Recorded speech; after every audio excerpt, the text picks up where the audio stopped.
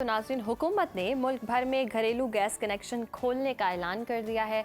वज़ीर-आज़म कहते हैं कि गैस कनेक्शंस की फराहमी बहुत बड़ा अवामी मुतालबा था। 2022 में हुकूमत संभाली तो गैस कनेक्शंस की फराहमी का बहुत दबाव था। सप्लाई कम, मांग ज़्यादा थी। लाखों लोग गैस कनेक्शंस की फराहमी के लिए इंतज़ार में थे। जहां पाइपलाइंस बिछ चुकी थी वहां भी गैस फराहमी मुमकिन न थी, क्योंकि गैस मौजूद ही नहीं थी। हमने इस मसले पर तवज्जो दी और इसे हल किया। फिर जी वफाकी वज़ीर तवानाई पेट्रोलियम अली परवेज़ मलिक का कहना था कि गैस कंपनी के लाइन लॉसेस कम होकर 4.93% तक महदूद कर दिए गए हैं। आवाम को LPG की निस्बत सस्ता और माहौल दोस्त ईंधन मैसर होगा। हुकूमत जो है वो घरेलू सारिफीन के साथ सनतों को भी सस्ते ईंधन की फराहमी के लिए कोशां है। वफाकी वज़ीर ने बताया कि गुज़श्ता एक साल के दौरान 29 अरब रुपए का रिकॉर्ड मुनाफा हासिल किया गया है। इसी तमाम तर सूरत-ए-हाल पर बात कर लेते हैं एनर्जी एक्सपर्ट डॉक्टर बशारत हुसैन साहब मौजूद हैं। बहुत शुक्रिया डॉक्टर साहब आपके वक्त का। सर, RLNG असल में क्या है और आम गैस से ये किस कदर मुख्तलिफ है, कितनी महंगी है? देखिए, ये RLNG जो है ये इंपोर्ट होती है। गैस तो वही है जिसको मीथेन कहते हैं, जो कि आपके चूल्हों में आती है, जिनके पास कनेक्शन मौजूद हैं, जिसको सुई गैस भी कुछ लोग कहते हैं। ये एक्चुअली मीथेन गैस होती है, जो कि पाकिस्तान में पहले बहुत ज़्यादा वाफिर मकदार में थी, लेकिन इसके आहिस्ता आहिस्ता जो ज़खायर हैं वो कम होते चले जा रहे हैं, डिप्लीट हो रहा है ये रिसोर्स, तो उसकी वजह से मुल्क में कमी आई है गैस की। तो अब ये था कि millions of applications for their के जो लोगों ने अप्लाई किया हुआ था नए कनेक्शंस के लिए, अब उनको नए कनेक्शंस इसलिए दिए नहीं जा रहे थे कि मुल्क में गैस की कमी हो गई थी, उस गैस की जो कि पाकिस्तान से निकलती है। लेकिन दरमियान में एक ये पॉलिसी आई 2016 में, जिसमें कि हुकूमत उस वक्त भी नून लीग की थी और ये शायद खाकान अब्बासी साहब इसके जो है मेरा ख्याल है उसको कहना चाहिए कि वो खालिक थे इस पॉलिसी के। उन्होंने ये किया कि पाकिस्तान में LNG बेस्ड पावर प्लांट्स लगवाए और LNG इंपोर्ट करवाना शुरू किया, LNG के मायदे किए कतर के साथ। अब ये हुआ कि LNG जो है क्योंकि इंपोर्ट होती है तो आपको इसकी कीमत डॉलर्स में देनी पड़ती है। पाकिस्तान पहले ही आपको पता है कि एक गरीब मुल्क है जो कि IMF के कर्जे पर चलता है, और ऐसे मुल्क में जिसमें कि ज़र मुबादला के ज़खायर पहले ही बहुत कम हैं, उसमें अगर आप ईंधन भी जो है वो इंपोर्ट करेंगे, ऐसा ईंधन जो कि पाकिस्तान में पैदा होता रहा है जी, तो फिर मैं समझता हूँ ये तबाही की तरफ पाकिस्तान के खजाने को, इकोनॉमी को लेकर जाना है। दूसरी बात, आवाम के लिए ये बहुत महंगी पड़ेगी उस गैस से जो कि आपको सुई गैस से कहते हैं, वो जो आती थी महंगी पड़ेगी। हुकूमत ये दावा कर रही है कि 35 से 40% LPG से सस्ती पड़ेगी। अब ये दावा अभी है, लेकिन ये है कि कनेक्शन देने के बाद इनका तो ये होता है ना, हर 2-3 महीने के बाद उसकी कीमत बढ़ाते हैं। आपको मालूम होगा कि 2016 से पहले तक गैस का सर्कुलर डेट 0 था, कुछ नहीं था, और बिजली का सर्कुलर डेट जो था वो बढ़ रहा था, हर साल बढ़ता था, बहुत ज़्यादा होता था, जिसकी मुख्तलिफ वजूहत हैं, जैसे मैंने पहले प्रोग्राम्स में आपको बताया है, जिसमें कि कैपेसिटी पेमेंट्स देना, यानी मुल्क में रिक्वायरमेंट 7-8 हज़ार की है सर्दियों में मेगावाट्स की बिजली की, और हमने लगा दी हैं 40,000 मेगावाट्स की। तो वो जो डिफरेंस है वो कैपेसिटी पेमेंट्स में जाता है, फिर बिजली की चोरी होती थी। तो बिजली का सर्कुलर डेट बहुत ज़्यादा था, लेकिन गैस का सर्कुलर डेट बिल्कुल नहीं था। इस LNG इंपोर्ट करने की पॉलिसी से अगर हम सबसे बड़ा जो नुकसान हुआ है, करना चाहें, अगर सादा अल्फाज में समझना चाहें कि नई पाइपलाइंस तो लगी नहीं है, ऑलरेडी जो गैस मौजूद है वो मिक्सचर बनकर वो फिर किस तरह से आवाम को सहूलत फराहम करेंगे, कैसे इस तरह से फायदा मिलेगा हमें? देखें, जो नए कनेक्शंस लेंगे उन्हें नए रेट पर दी जाएगी, और उनसे जो एप्लीकेशन फ़ी है वो भी ज़्यादा ली जाएगी, जो कि 40-50 हज़ार रुपए तक होगी। फिर अगर वो डॉक्टर साहब, इसमें एक चीज की क्लैरिटी चाहिए कि सप्लाई के हवाले से, कि मतलब RLNG के लिए कोई अलग पाइपलाइन बिछाई जाएगी, मतलब वो किस तरह से बिछाई जाएगी, इसको किस तरह डिफरेंशिएट किया जाएगा? देखें, अगर आप अलहदा पाइपलाइन बिछाते हैं तो एक बहुत बड़ा खर्चा है। जी हाँ, बहुत बड़ा खर्चा है, जो कि हुकूमत इसकी मुताम्मल नहीं हो सकती।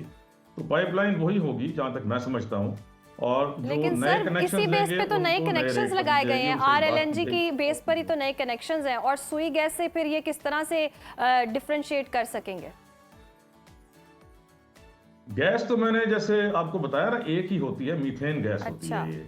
तो उसमें ये करेंगे कि जो नए कनेक्शंस लेंगे उनके साथ ये मुआहदा करेगी हुकूमत, जहां तक मैं समझता हूँ, कि वो RLNG के रेट्स पर उनको बेचेंगे, और जिनके पास पुराने कनेक्शंस हैं उनको जो है वही जो पुराना उनका रेट है उस पर दी जाएगी। लेकिन देखें, ये एक बहुत ही गलत पॉलिसी है मेरे हिसाब से। मैं एक एनर्जी एक्सपर्ट हूँ, मैं क्लाइमेट चेंज का भी एक्सपर्ट हूँ। मैं आपको बता रहा हूं कि ये एक बिल्कुल गलत पॉलिसी है और ये फेल होगी पूरी तरह। करना क्या चाहिए? आपके मुल्क में इस वक्त 8000 मेगावाट्स की रिक्वायरमेंट है और बिजली आप 40,000 मेगावाट्स पैदा करने के प्लांट्स आपने लगा दी। आप बिजली पर ले जाएं सारा। अब बिजली के स्टोव्स आ गए हैं, ओवंस आ गए हैं, हर तरह के। आप लोगों को ये तरगीब दें कि वो बिजली के ऊपर जो है जाएं बजाय गैस के। और बिजली तकरीबन हर जगह मौजूद है, जहां नहीं है वो सोलर से जो है वो ये काम ले सकते हैं, वो बायोगैस से काम ले सकते हैं। जिन गांव में बिजली नहीं है उनको बायोगैस के जरिए कनेक्शन दिए जाएं, बजाय इसके कि उनको एक इम्पोर्टेड LNG पर डाल दिया जाए, इम्पोर्टेड RLNG पर डाल दिया जाए। तो बशार साहब, हुकूमत इस तरह के फैसले करती क्यों है? जैसे गर्मी आती है बिजली की कीमतों में इजाफा हो जाता है, सर्दी आने लगती है तो गैस महंगी हो जाती है। ये क्या एक पॉलिसी है कि जैसे जैसे जिस चीज की डिमांड ज्यादा बढ़ेगी उस चीज की महंगाई भी ज्यादा हो जाएगी?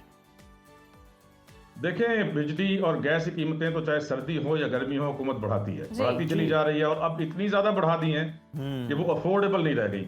आप ये देखें कि मैं अल्टरनेटिव एनर्जी डेवलपमेंट बोर्ड में डायरेक्टर जनरल रहा हूँ, चीफ एग्जीक्यूटिव ऑफिसर का भी मेरे पास चार्ज है। उस वक्त जब हम ये आज से 10 साल पहले लोगों को कहते थे कि आप सोलर लगवाएं, तो बहुत कम जो है लोग लगवाते थे। अब आप अपने घर से बाहर, अपने ऑफिस से बाहर नजर डालकर देखें कि आपको तकरीबन 90% घरों पर सोलर पैनल्स लगे हुए नजर आ रहे हैं, कमर्शियल बिल्डिंग्स पर नजर आ रहे हैं, इंडस्ट्री पर नजर आ रहे हैं। वजह कि आपने ग्रिड की बिजली इतनी महंगी कर दी है कि वो इंडस्ट्री अफोर्ड कर सकती है, डोमेस्टिक कंज्यूमर अफोर्ड कर सकता है। जी।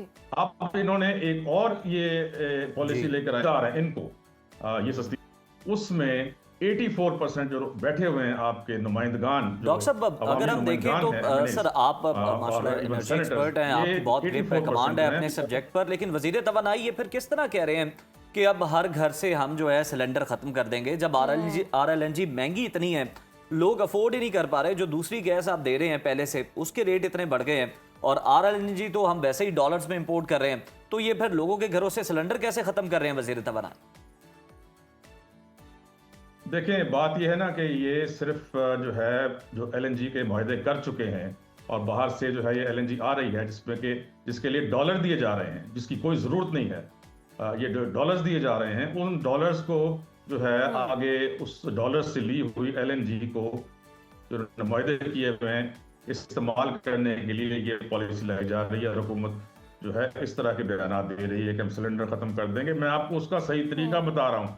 लोगों को बिजली की तरफ चले जाना चाहिए, सोलर की तरफ चले जाना चाहिए। सोलर से गीजर भी चलते हैं और बिजली से चूल्हे भी चलते हैं, ओवंस भी चलते हैं, एयर कंडीशनर्स भी चलते हैं, हर चीज चलती है। आपको गैस की जरूरत ही नहीं होनी चाहिए। आप बिजली भी खुद पैदा करें, सोलर पैनल्स लगवाएं, और उसके बाद अपने तमाम जो आपके घर में जितने भी आलात हैं, अप्लायंसेस हैं, उन आप बिजली पर ले जाएं, इस गैस का खत्म करें। मैं आपको अपनी मिसाल देता हूं, इस्लामाबाद में रहते हुए हम लोग गैस अफोर्ड नहीं कर सकते। हमारे 1-1 लाख रुपए बिल आता है। हीटर्स अगर आप लगाएं और आप गीजर्स लगाएं, हम सब लोगों ने अपने जो अप्लायंसेस हैं वो बिजली पर कर लिए हैं। सोलर गीजर्स हैं, सोलर जो है से चलने वाले एयर कंडीशनर्स हैं, सोलर से चलने वाले हीटर्स हैं, हर चीज जो है वो सोलर पर जब आप ले जाएंगे तो अच्छा, ये बशार साहब जरा क्विकली कमेंट कीजिएगा इस पर कि 1 MMBTU पर सार्फिन को कितने चार्जेस देने होंगे, क्योंकि पहले तो 400 तक के चार्जेस थे, अब ये कहा जा रहा है कि 3000, तो ये डिफरेंस कैसे इतना होता है? देखिए, मैंने जैसे अर्ज किया ना कि ये इंपोर्टेड चीज है, और अभी जो हुकूमत जिस कीमत पे लोगों को कह रही है कि आप ये लगवाएं, ये कीमत जो है 3 महीने के बाद ये फिर बढ़ाएंगे, उसके 3 महीने के बाद फिर बढ़ाएंगे, ठीक है ना। ये बढ़ाकर 1 साल में आप देखिएगा कि इससे डबल ट्रिपल हो जाएगी। अच्छा। तो जो इस ट्रैप में आ जाएगा, अगर वो अफोर्ड कर सकता है तो वो जरूर लगवाए। लेकिन ये है कि मैंने आसान तरीका बता दिया है। आपको रिन्यूएबल एनर्जी की तरफ जाना पड़ेगा, आपको सोलर की तरफ जाना पड़ेगा। हर अपना जो अप्लायंस है, चाहे वो हीटर है, चाहे वो गीजर है, उसको या चूल्हे हैं, उसको आप सोलर पर कीजिए, उसको बिजली पर कीजिए, ग्रिड वाली बिजली इस्तेमाल करें, ताकि जो डिफरेंस है जिसकी वजह से आप इतना ज्यादा सर्कुलर डेट जो है आपका बन रहा है, कि 8,000 मेगावाट्स आजकल सर्दियों में रिक्वायरमेंट है और आपने 46,000 मेगावाट्स के पावर प्लांट्स लगाए हुए हैं, तो आप इतना जो बगैर बिल्कुल बिजली ठीक पैदा है किए डॉक्टर हुए साहब, पे कर रहे आपने हैं। बता दिया कि ये जो पॉलिसी है गवर्नमेंट की ये काबिल अमल नहीं है